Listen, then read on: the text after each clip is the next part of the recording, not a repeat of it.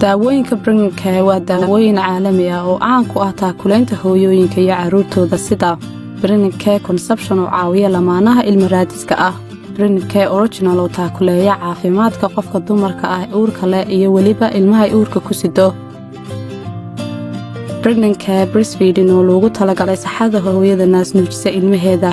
haddaba ha moogaanin daawooyinka Pregnacare iyo kuwa kale oo tayo loo laga keeno waddanka Ingiriiska. daawooyinkan waxa keenta Biomedica oo wakiil u ah Pharmaceutics. wixii faahfaahin ah kala xiriir